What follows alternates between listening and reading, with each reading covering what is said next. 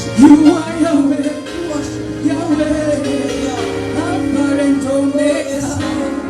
Oh, you are Yahweh, Alpha and Omega. Oh, you are Yahweh, Alpha and Omega. Sing, you are Yahweh, you are Yahweh, Alpha and Omega. You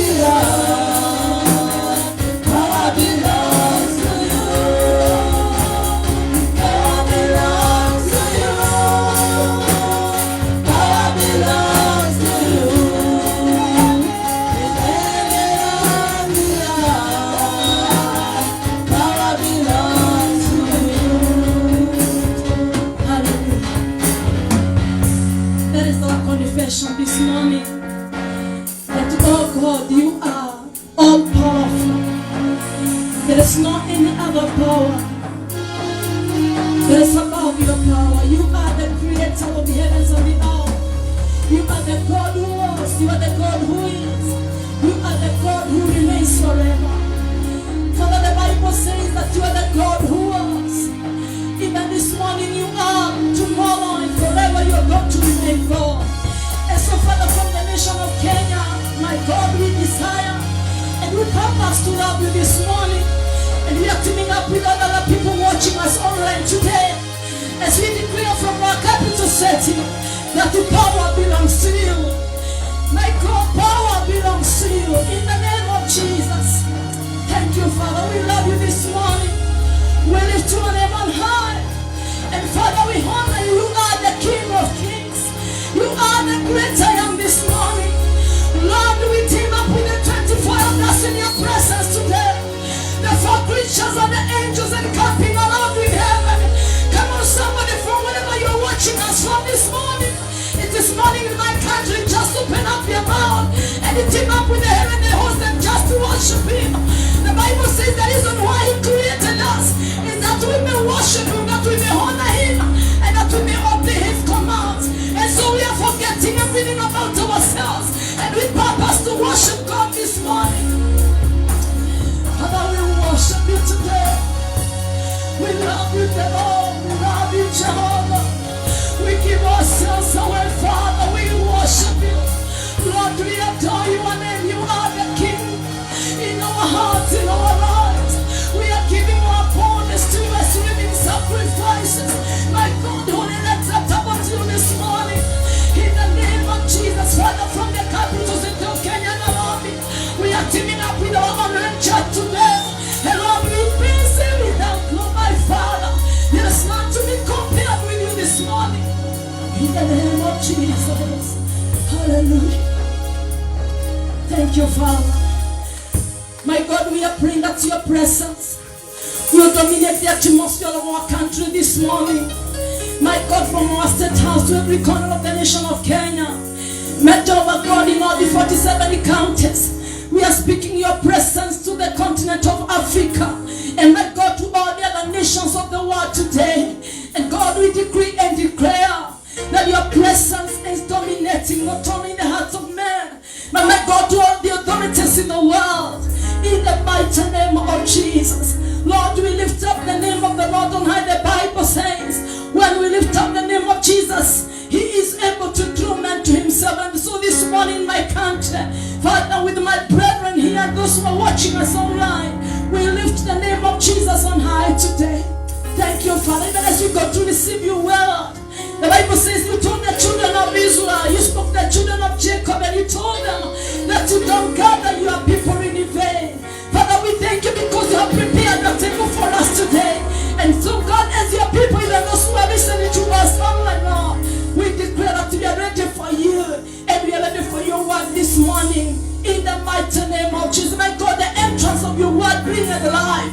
And so, God, we are declaring this morning, wherever God people are watching from, and even those who are hearing us from this world, Father, the entrance of your word will bring somebody's hope in their lives. My God, will heal their physical and their spiritual bodies in the mighty name of Jesus Christ. Thank you, Father. Haven't you said in your word that you sent your word and healed their disease? And this morning, God, we are declaring today that God, somebody's life, even physically, even if they are watching us from the hospital bed, God, your word is well able to heal them in the name of Jesus. We love you, Father, this morning, and we exalt your holy name. For we pray this together with thanksgiving in Jesus' name. Hallelujah. Amen. From wherever you're watching us, we once again want to, you can have your seat, singers in the house of God. Amen. We are coming to you live from the nation of Kenya, and we are so grateful that the Lord has given us an opportunity to love him. He has also given us life, and so we are excited. I know there are people who are listening to us from here, even outside this hall from my country, and so we are blessed as we allow you to hear the word of God. It is morning in my country, so you can enjoy the favor of God and the grace of God I've always said every time you wake up and you have the breath of life, you have all the reason to tell God thank you. And because of my limited time, we only have 1 hour for the service, and I said, you do everything in that 1 hour. But we are not complaining. We are so excited that we can minister to us even within the limited time. I have a word from the Spirit of God this morning. From wherever you're watching us. Somebody was asking me, Mama, how do we watch online? We are live on Facebook, whichever platform you're watching us from.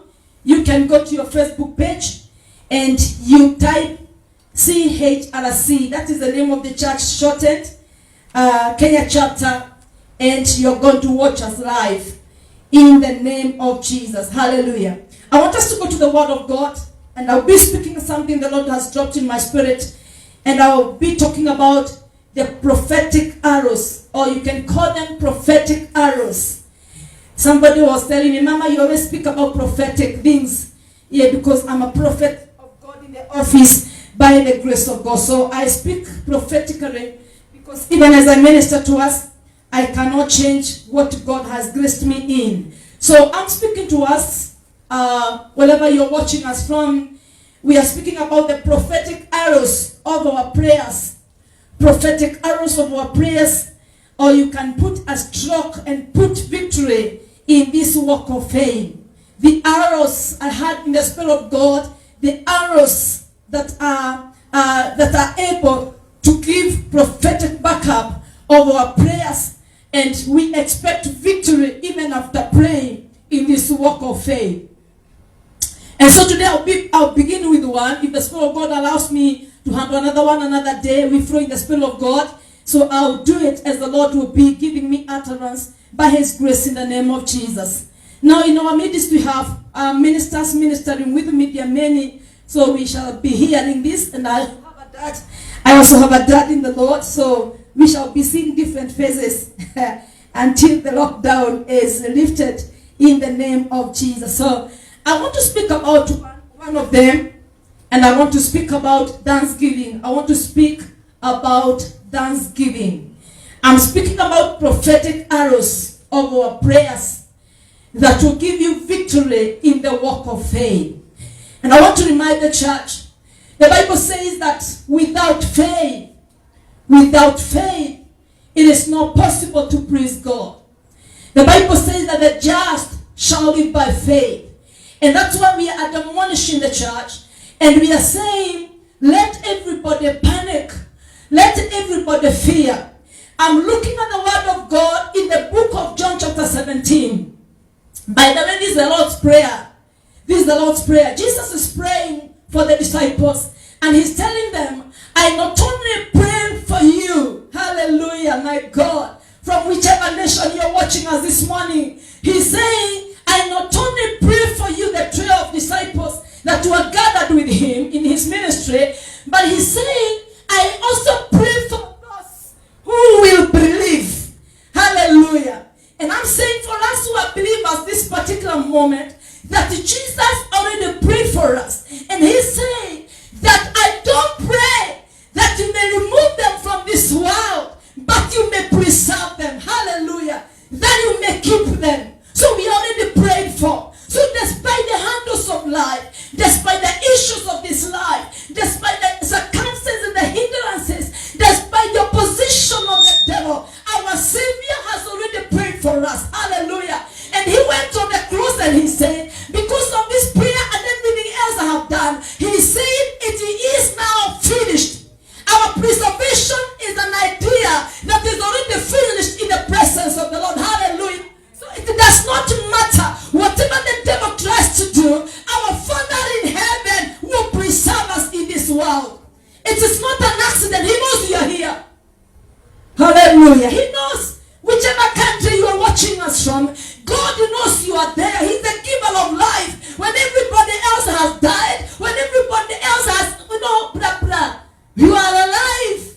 You are alive and kicking and breathing His oxygen in the name of Jesus. So He's going to preserve you. Hallelujah. So I'm going to speak about this one arrow. And I know the Lord is going to minister to our hearts by His grace in the name of Jesus. So what is thanksgiving?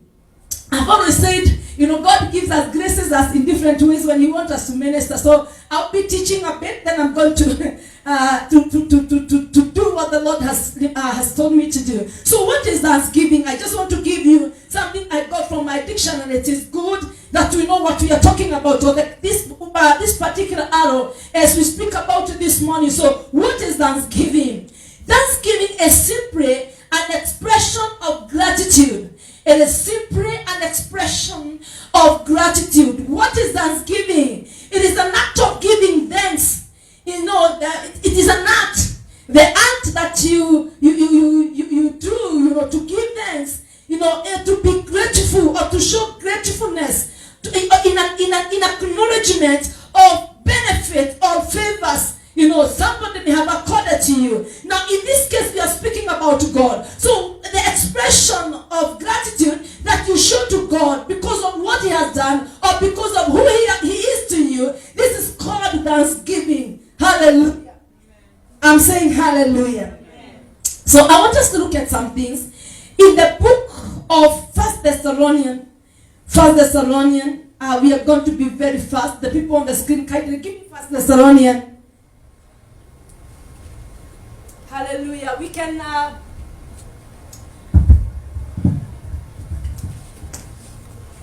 look at the word of God from the book of 1 Thessalonians chapter 5, verse 16 and 18. Our IT department, kindly thank you. Give us a scripture. The Bible says, rejoice evermore. The Bible does not say mourn despite anything. The Bible says, rejoice evermore. Give me verse 17 of that.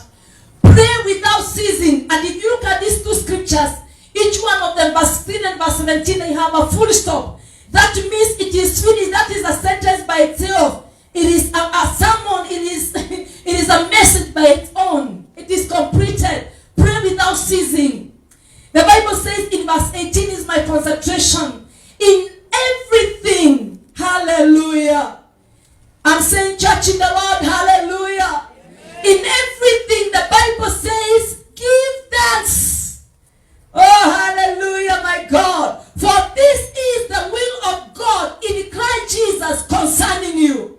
In everything, even if you're watching me from a hospital bed, the Bible does not give you any provision of complaining and murmuring. In my country, 5 of my regions, we are in lockdown. And I'm requesting the church, let everybody complain about the government. The Bible does not tell us to complain about the government. The Bible says we pray for those who are in authority. Hallelujah. Let everybody complain. And the Spirit of God was speaking to me this morning. The church of Jesus Christ is full of complaining and murmuring. We are missing it. In the Bible, we are missing it.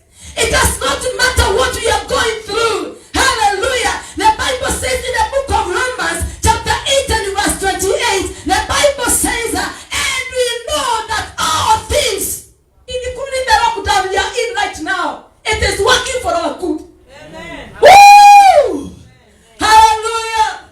And I've been telling the people, let me surprise you. It was the will of God. The Bible is saying it is the will of God in Christ Jesus concerning you. God knows we are here.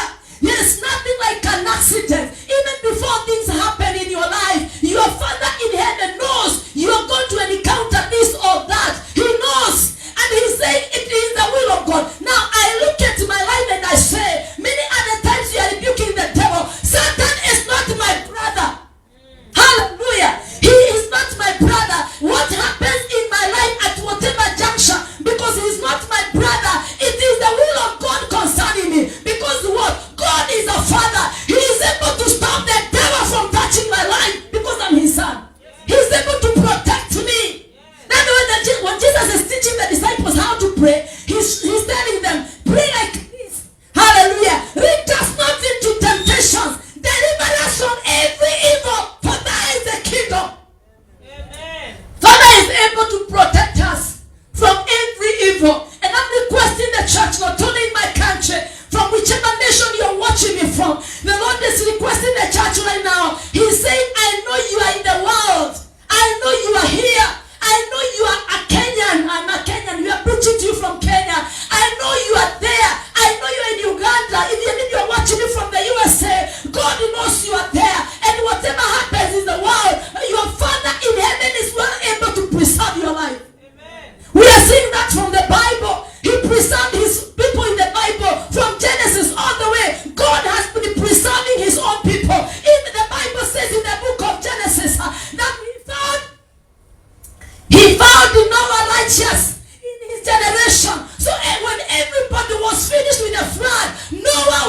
we serve. Hallelujah. I'm talking about the Father in heaven who is able to preserve us even in this hour. So church, do not fear. Amen. Give God thanks. Hallelujah.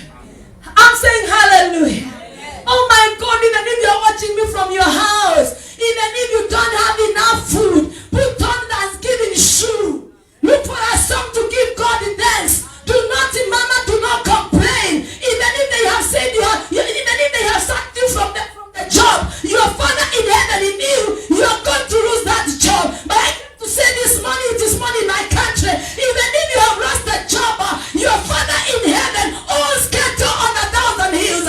He says that silver and gold are mine. Give him thanks. He has your food. He has your shelter. Hallelujah. My God, he did it to Elijah. He had done it before in his word. Even commanding birds to feed the man of God. He is well able in a season of drought in Zarephath. My God is sending a prophet, and the woman has an overflow of food when everybody is going through hunger. That is the God I'm talking about. So I'm requesting the church. It is not time to panic or murmur. It is time to arise from whichever country you are watching us from. The Lord is saying, arise and give me thanks. Amen. Hallelujah. My God, murmuring and complaining, it is a weapon from hell to divert the attention of the children of God so that we may miss what God is doing right now. I came to say today by the grace of God, even if things are happening the way they happen in the world, God is still doing something. Amen.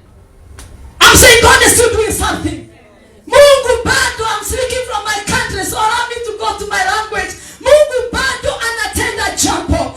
Haijalishi inaonekana iko na giza namna gani, Mungu bado anatenda jambo. Naongea kuhusu Mungu wa Isaka. Wakati kuna jaa mahali alipokuwa Mungu anamwambia kama mahali ambapo nitakuonyesha. Na Biblia inasema ya kwamba mahali pale kuna kiangazi, lakini anapanda mwaka ule na anavuna. Hallelujah. That is the God I'm talking about. Amen. There is no provision of panicking and fearing. Our God is still at work. Hallelujah. So let us show him gratitude. Let us love God. Let us fill the atmosphere in our nations with thanksgiving. Don't complain, my God, parents, even those who are born again. We are complaining about our children in this generation. We are complaining. In my country, I hear people say, watoto wasikuize wasiki. I came to say, watoto wetu watasikia. The Bible says our children will be taught of the Lord. We shall not confess it. Kuna watu hawana watoto. Begin by thanking God that you have children. Amen. Hallelujah. The Bible says our children will be taught of the Lord. Begin by thanking God that you have two hands. Kuna watu hawana mikono. Ati huna viatu. Kuna mtu hana miguu. You have all the reason to thank God. Amen. Hallelujah. Oh my God, there are people who are struggling for oxygen. Woo! At least you can breathe. Hallelujah. Count your blessings one after the other. People are complaining about anything about authorities. And I want to say this as a prophet in the country. The Lord is speaking to the church in Kenya. Do not complain about the authorities. The Bible says we pray for them. That's why Paul is saying, pray without ceasing. Not complaining and murmuring. Do you know you can check the course of the authorities, even their decision through prayer? Yes. Hallelujah. So, give me 1 Chronicles. Let me show you the scriptures. Oh my God. Let us go very quickly, my God. Time. Oh my God. Church in the world and those who are watching us. I know even those who are not born again are listening and watching us. Mungu anasema hesabu baraka zako moja na ingine. Na umshukuru asubuhi ya leo. Haijalishi ni nini hauna ama nini uko nayo. Hesabu baraka zako moja na ingine. Wacha kunungunika. Wacha kujaza maisha yako na manunguniko. Ukijaza maisha yako na manunguniko, unapea shetani mwanya wa kuingilia maisha yako na kufanya kazi yake. Lakini mdomo wako na maisha yako ikijaa na shukrani kwa Mungu, utamuona Mungu. Amen. 1 Chronicles chapter 16 verse 34. I have so many scriptures, so somebody on the screen kindly give me the scriptures very fast. The Bible says 1 Chronicles chapter 16 and verse 34. The Bible says, oh, give thanks unto the Lord, For he is good, for his mercies. Hallelujah. Give thanks unto the Lord. God is good. Hallelujah. And his mercies endure forever. His mercies are not occasional. My God, whether you are good or bad, that's why God has given you life. His mercies, he is God. He is our Father. His mercies endure forever. So even if you have no reason, even if you don't have any other reason to give him thanks, give him thanks because he is good and his mercies endure forever in your life. Give me 1 Chronicles chapter 29 and verse 13. 1 Chronicles chapter 29 and verse 13. The Bible says, hallelujah.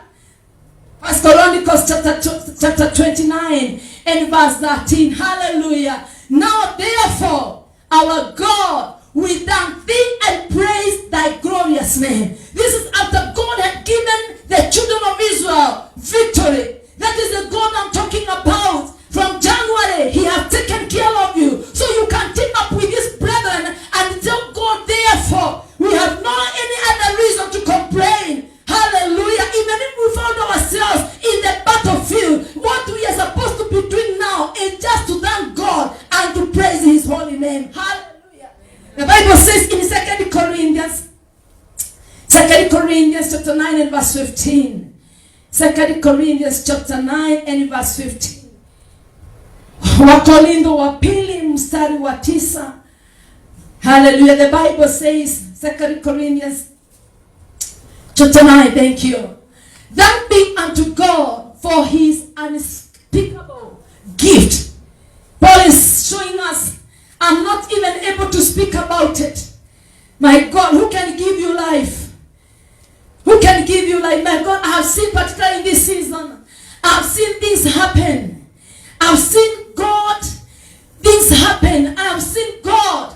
Another day I was going home and I was looking at the slums we have in my country. We have some big slums. We have a place like Kibera, Korogosho. We have big slums. And my God, even if they are told to put in distance, those people, the kind of life they live, my Jehovah God, they cannot keep distance. Who is watching over such kind of people? Hallelujah. Even where they live and walk, it is so congested. So who is doing that for them? It is God. Hallelujah. These are unspeakable gifts. You cannot even say it. You are not even able to take precaution. Everybody, they are all over. Hallelujah. Because of the population. So this is what Paul is saying, unspeakable gift. Now look at your life. Hallelujah. What have you given God this morning? That your eyes can see. That you can walk. Woo! You are not even able to speak about it. It is not because you are so much educated. It is not because you have a lot of money. Hallelujah. Now look, let us go to the word of God. The book of Psalm 100, 3 and 4. Psalm 100, 3 and 4. Psalm 100, 3 and 4. Hallelujah. The Bible says Psalm 100, verse 3 and 4. The Bible says we are talking about the arrows, the prophetic arrows that we need to use right now for our victory in this walk of faith. I'm talking about Psalm 100, verse 3 of it and 4. The Bible says, know ye that the Lord, he is God. It is he that has made us. Hallelujah. That alone, knowing that God has made you. And not we ourselves. We have not made ourselves. So it's not because of our goodness that we have everything in our bodies operating. Hallelujah. Another day I went to the doctor, just for the usual checkup. And the system, the ranks and everything, the doctor is like, everything is in perfect operational order. That's a miracle. Hallelujah. And not we ourselves. We are his people. Hallelujah. From when you're watching us from this morning, just know that you belong to God.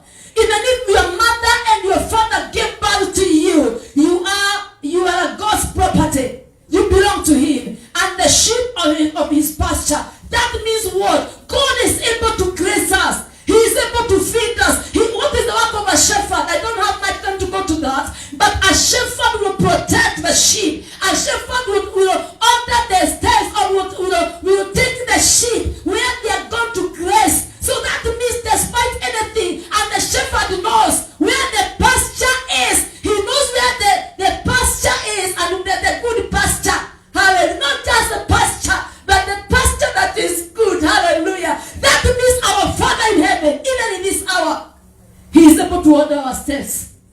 Hallelujah.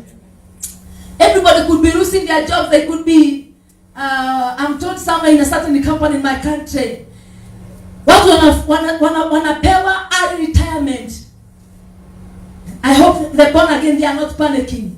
Do you know God can do anything? You have been applying for promotion. Watu wapewe early retirement so that you can be deployed. Amen. God can use any formula. Amen. Hallelujah. So we are the sheep of his pasture. Amen. Give me verse 4 of that. The Bible says verse 4. I don't have much time to elaborate the scriptures. Enter into his gates with thanksgiving. Now that does not only mean when you are coming here. That when you are gathering here, all of us, even in your own house. Hallelujah. Don't storm God with complaining and murmuring. Hey, bwana yangu, watoto wangu, raisi wa Kenya, so what? Enter his gates every time with thanksgiving and into his courts with the praise. Hallelujah. Be thankful to him and bless his holy name. Bless his name. Hallelujah. Now, if you look at this scripture, despite what is happening in the world, this is the formula of our worship. Hallelujah. This is the formula. This is the way we are supposed to live. When you go before, imagine he knows everything. He knows what you're going through. He knows what is happening in the world. He knows. So as a child of God, when you go before God, appear in thanksgiving. Appear in praises. Hallelujah. Appear being thankful and bless his name. Hallelujah. Let us go to Psalm 107. So I'm talking about the arrows. So I'm talking about one of them today. These are the arrows. When you shoot, when you use them in your walk of faith, in this world you're going to enjoy the victory. Psalm 107, verse 8 and 9. Psalm 107, 8 and 9. Let us learn, we must learn how to live as sons of God, even in this situation, even in whatever is happening in the world right now. Learn how to live as a son of God. Why am I saying that? The Bible says, as many as believed in him. We are believers. We have believed in him. He has given us the power. We have already become. Hallelujah. We are sons of God. So live like our Father. Let us live like him. And every time you sit down, you got your business, you're handling your children, your marriage, be sitting down and asking your Father, how do we do it here? Which formula do we apply here? Hallelujah. So that we may enjoy his faithfulness even in this junction in the name of Jesus. The Bible says, give me verse 8. The Bible says, oh, that men would praise the Lord for his goodness. Hallelujah. Oh, that we may praise God as a nation. My God, there are so many nations even in Africa that do not have peace. There are so many nations in Africa. We have been to some of these nations. You go and you say, I just want to go back to my country. You stay 2 days and you are like, my God, the atmosphere. Let me surprise you, Kenyans. For those who are watching us, the people who are going to hear this word. Now listen to this. The nation of Kenya, in the nations of the world, it's very unique. Our weather is very unique. Everything about Kenya is very unique. And how I pray in the name of Jesus that we shall be able to love God and honor God because of giving us such a nation. It is such a gift from God. Hallelujah. You are complaining about Kenya when the people, even friends I have in my nation, in my life, they want to become Kenyans. Somebody just want to come to Kenya because our nation is so good for his goodness, and that's why God has spoken and he said Kenya is a father nation in Africa. We are the father nation, and the end time revival is breaking in the world, not only in Africa but in the world. It is hidden by God in the nation of Kenya. The Bible says, and for his wonderful works to the children of men. Hallelujah. The wonderful work. Hallelujah.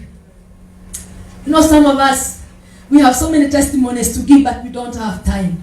You look at yourself and where you are coming from, and you look at what God has done to you. Millicent, even by just God bringing you to the city of Nairobi, that's a miracle number one. Yes. Hallelujah. Man, how we found ourselves, Viola, how you are in the city of Nairobi. My God. You know, we used to read about Nairobi in the village. The capital city, and you are a Kenyan. The capital city of Kenya is Nairobi. You are reading it and you are spotting it on the map. How you found yourself in the city. It's not the working of any man. It is the heart of the Lord. Hallelujah. So you have all the reason country, and I'm like, God, are these people Kenyans? They're even shocked because even there are so many things that they don't have. And you ask yourself, are we in the same in the same country? So it is a privilege. Hallelujah. The Bible, the wonderful works that God has done to the sons of men. For he, hallelujah. Can you read the scripture for yourself? Those people who are watching us online, can you take your Bible and read this scripture? Psalm 107 and verse 9. The Bible says, for he satisfies the longing soul and filleth the hungry soul with the goodness. Hallelujah. That means in your life, even where you feel there is a vacuum, the Father we love, our Father in heaven, who is able to give the sons of men his goodness, to show us his goodness, he is able to fill that longing in your soul. Amen. Hallelujah. And oh my God, and fill the hungry soul with the goodness. That means in your life as a child of God, there's no vacuum. Amen. Hallelujah. Even if somebody has not promoted you, there's no vacuum. Colossians chapter 3 and verse 17. Colossians chapter 3 and verse 17. Colossians. My God, when you're watching us and listening us from Kaidre, let this scripture minister to you this morning. Psalm 107 and verse 9. The Bible says, Colossians chapter 3 and verse 17. And whatever you do in word or in deed, do all in the name of the Lord Jesus, giving thanks.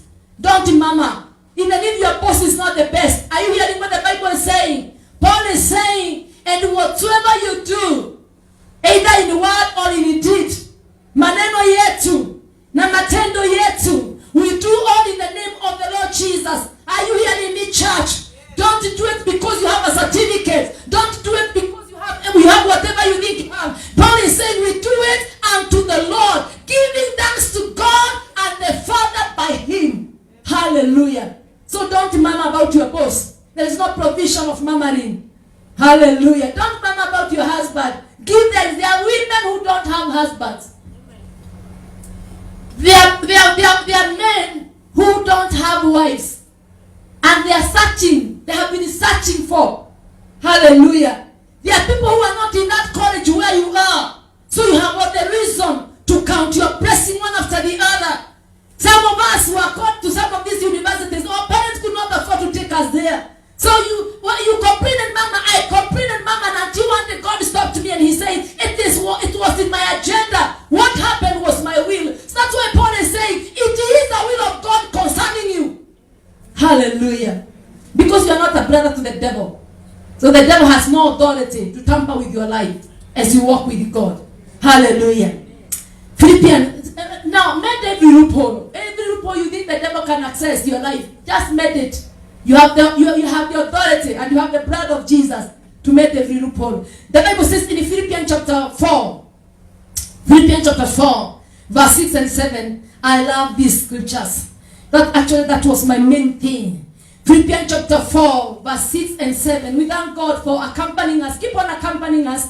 We love the word of God. In this altar, we love the word of God. Hallelujah. Hallelujah. Oh my God. Can we read this scripture together? Please, can we read it from the screens? For those who are with me, the workers with me on the cloud, you can see the screens. Can we read it together? Be careful for nothing. Woo! Somebody came in the house of God. You woke up this morning. You are so worried about so many things. You are worried about so many issues in your life. Paul is speaking to us and saying, be careful for nothing. That means be anxious for nothing. But in everything, tell your neighbor, wherever you're watching us, if you're watching us with your children, you can turn to your neighbor and tell your children, the Lord is saying, in everything, by prayer, instead of complaining, pray. Instead of complaining, go before the Lord with your supplication. With thanksgiving. That's why I'm talking about the arrows that will give you victory in your walk of faith.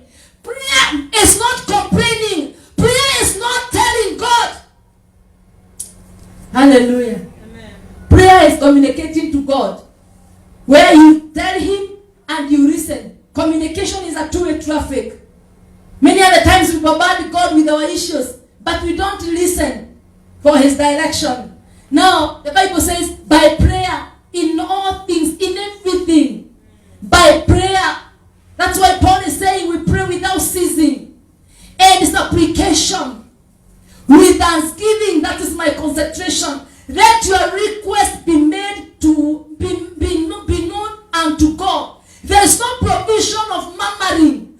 God does not understand our murmuring. He does not understand our complaining. Church in Kenya, no matter how much you complain and murmur concerning the government of the nation, God does not understand that. This is the formula of our warfare. Hallelujah. We pray, we tell God whatever, we go before him with our supplication, and then we give thanks, not murmuring and complaining. Hallelujah. Let your request be known unto God. Give me verse 7. Hallelujah.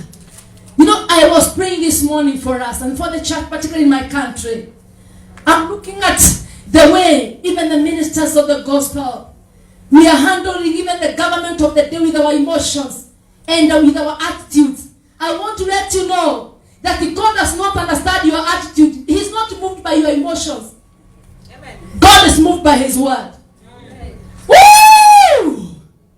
Hallelujah. Amen. No matter how much you react, by the way, God is not moved by your reactions and your emotions.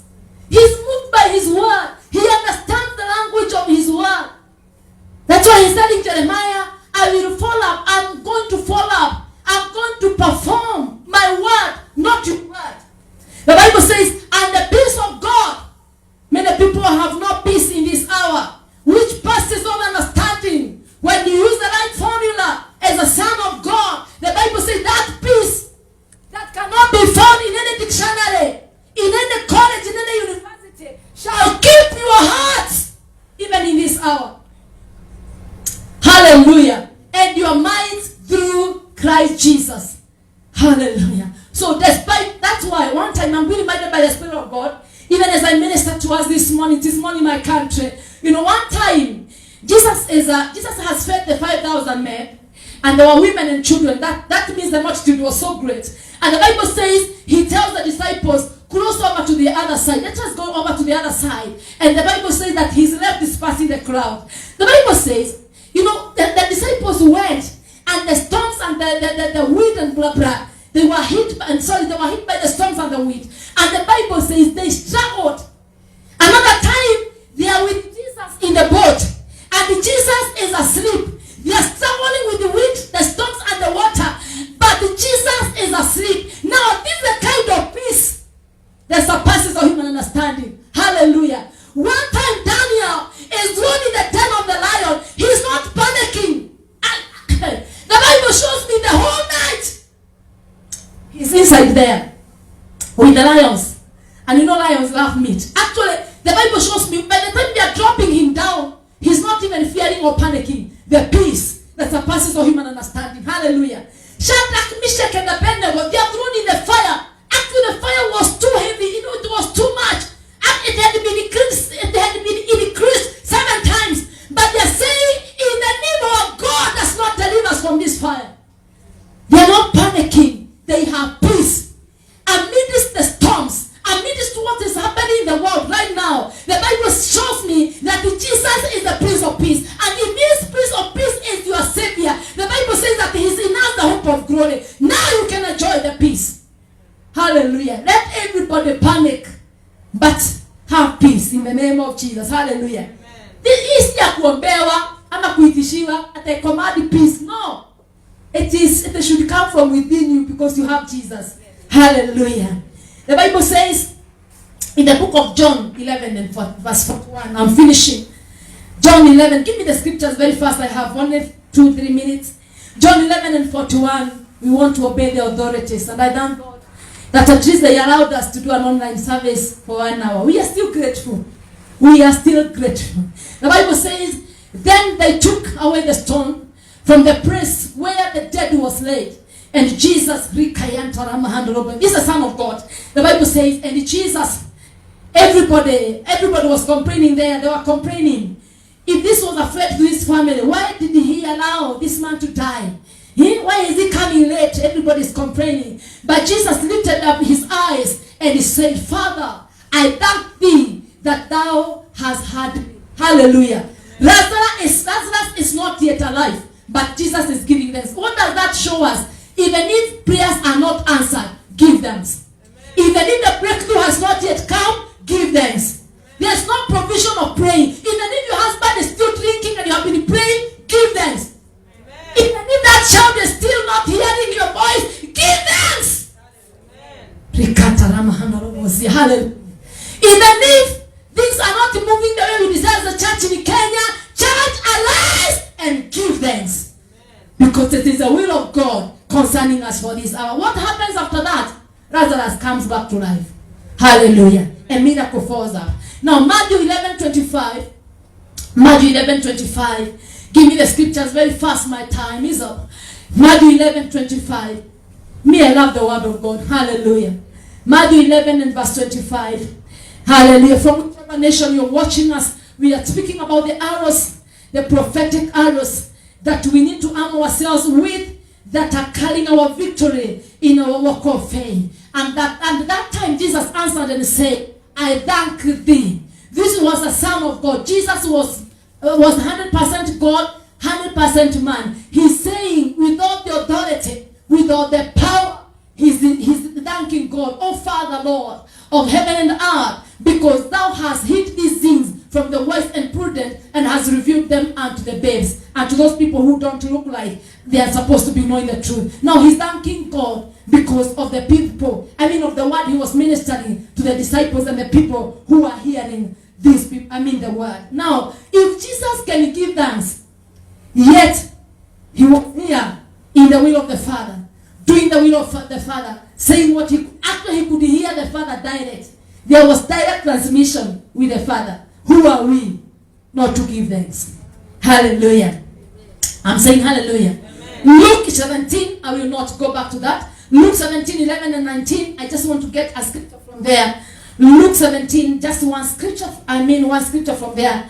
The Bible says, Luke 17, hallelujah, 11 to 19. This one particular man, some 10 lepers were cleansed by Jesus, and he's telling them to go and show themselves to the priest. The Bible says, verse 17, so Jesus answered and said, were there not 10 cleansed? But where are these 9? Were there not any found who returned to give glory to God except this foreigner? And he said to him, arise and go your way, your faith has made you well. Now we see one particular leper. There were 10 cleansed, but we see one going back to give thanks to the Lord. Now Jesus is telling this one, go, you are completely delivered. Now the completeness, I want to say this as I finish. Now when we give thanks to God, and when we live a thanksgiving life, not complaining, not murmuring, the Spirit of God is reminding me something. God delivered the children of Israel from Egypt, but many of them died in the wilderness. They were complaining over everything. They could not even see the goodness of the Lord in their walk of deliverance, in their journey after deliverance. They were complaining about the prophet of God. They were complaining about food. They were complaining about water. They were complaining about God. They were complaining even about the grace. Ati hakuna grace kule tungekaa huko tukufa. They were complaining about everything. And the Bible shows many of them died there. Many marriages have died, not even physically, spiritually, because the children of God are full of complaining and murmuring. Many businesses of the children of God are dying because of somebody instead of somebody giving God thanks because of the business you have. You are complaining and murmuring about everything. So you thank the Holy Spirit. The Spirit of God is telling me we poison our atmosphere. And what happens when it's poisoned? The next thing is death. Hallelujah. So this one went back and gave thanks. And the Bible says this one brought completeness. That particular thing, it brought completeness in this particular man. In the process and in the encounter with God, it brought him completeness and wholeness. Your thanksgiving process, your thanksgiving kind of life as a child of God, it will bring into your life wholeness, completeness. Hallelujah. And that's how you enjoy peace that surpasses all human understanding in Jesus' name. Because when you are enjoying the wholeness, That means in your walk of faith, in your soul, in your mind, in your body, there's no vacuum of the devil to enter into your life. Hallelujah. So what am I saying this morning, my country? The Lord is saying, live a thanksgiving life. Go look at your children and give thanks. Go look at your husband and give thanks. Go and look at your business and give thanks. Go and look at your house. Even if there is no more than seat, give thanks. At least you have a seat and you have a house. There are people who are homeless. Yes. Yes. Hallelujah. And that one will give you completeness and wholeness as a child of God. Hallelujah. Now in the state of wholeness and completeness as a child of God, from inside, now you can enjoy the peace that's a surpassing of human understanding, despite whatever will happen in this world, in Jesus' name. Hallelujah. I'm saying hallelujah. May the Lord bless us. Amen. Church in the world, please, the Lord is saying, let us use the right arrows. And arrow number one this morning in my country this morning, it is an arrow of thanksgiving. Hallelujah. The church that is with me here, kindly stand up on your feet and begin praying for yourself. If you need to repent, even if you're watching me from wherever you're watching me, if you need to repent because you have really been complaining and murmuring, just open up your mouth and repent. Open up your mouth and repent and tell God, I have complained over everything and over anything. Just open up your mouth and repent and tell the Spirit of God from this morning, I desire to live a life that is full of thanksgiving in the name of Jesus Christ.